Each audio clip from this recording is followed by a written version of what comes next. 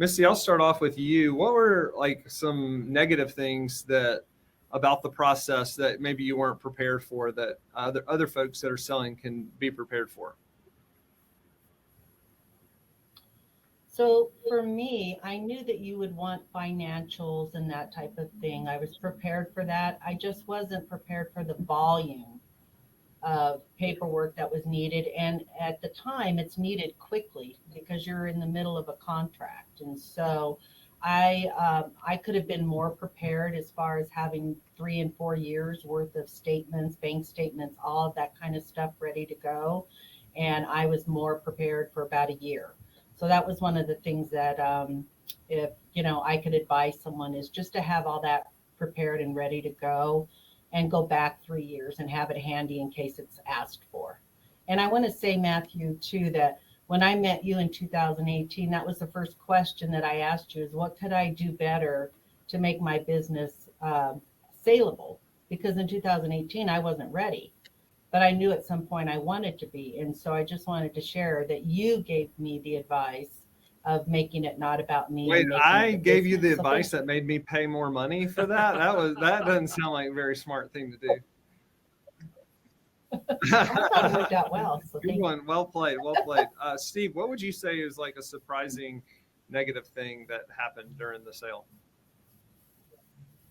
I don't know that I would say there was anything surprising, but I do agree with what Misty's saying is, the amount of information that you need to have available and have available quickly and have it organized is an absolute must. And in our case, it was also a relatively short contract to close period. So I think that probably added another layer of anxiety, if you will, to the transaction. And it was really all about the communication piece with Josh and his team, and making sure that we were clear on what was needed and getting it over promptly. Well, if y'all had sold to me back in 2018 when I first approached both of you, it would have been way easier. We didn't ask for any information. We just trusted you. We had about 10 questions we asked. That was about it. Yeah, I have to say this though, Matthew is persistent. That is true. I just got tired of He it. just gave But, in. but I think that's a lesson for all of you out there who are looking to buy. Like, Yes. this is it is a long-term like relationship. And the way we kind of look at it is, and I know Matthew, like giving Misty advice, or he and Steve becoming friends, regardless if anything ever happened.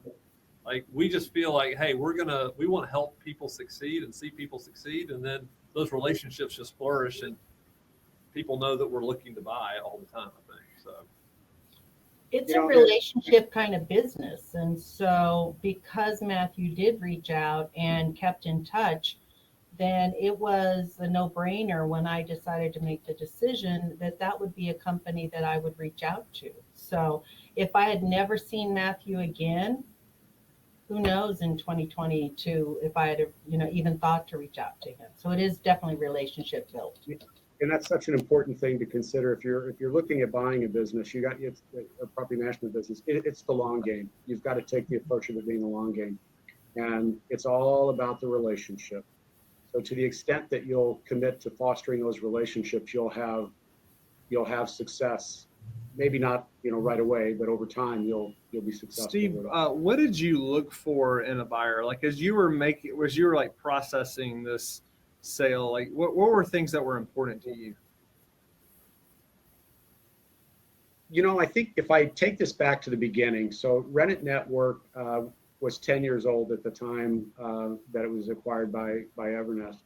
And, from day one, it was built to be either sold or to function independently of me. And so we had the luxury of building something from day one that would support that. The first 5 years or so, I was relatively absent. And then the last 5 years, I was a little more present as we were putting more systems, process, people, and so on in place. And when I started to have conversations about, all right, I know I want to, sell this at some point. It was about the company, who are they? Is there, I thought about my team, quite frankly, and what does that look like? And how does it impact them? How does it impact our clients? As you grow, it's hard to remember everybody, but every one of us have those clients that we've had for many, many years, and you want to know they're going to be taken care of.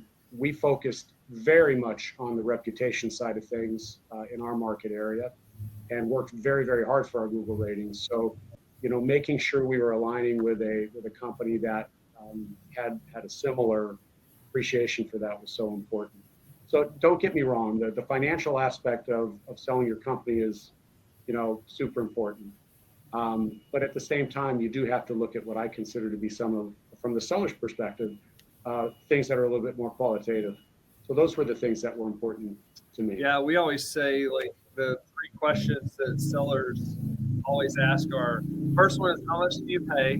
The second one is what are you going to do with my team? And then the third one is what does the process look like? And so, a lot of when we have an introductory call with a seller, that's the first things that they want to know. And so, Josh has a number of he probably has his answer to those 3 questions down pretty pat. But and Missy, I would ask you the same thing. I mean, as you were kind of like thinking through this process and talking, I know you talked to a number of companies.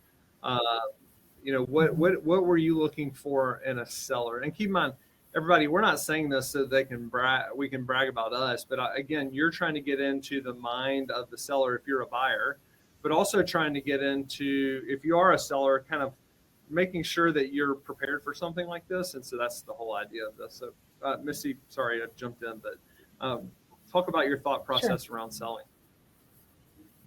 So because I am on the board of National, I certainly knew a lot of the players that were moving in the market, which worked in my advantage, I believe, because I picked the top 3 and sent those over to the companies that I was interested in. And then I scheduled appointments to do one-on-ones with them because I wanted to compare culture and I wanted to compare how they handled their transitions. And there was just a lot of fact finding on my end. And Steve is right. You can't take the financial part of the picture out of the equation. But after that's been addressed, it's how is it going to relate to my owners and to my staff?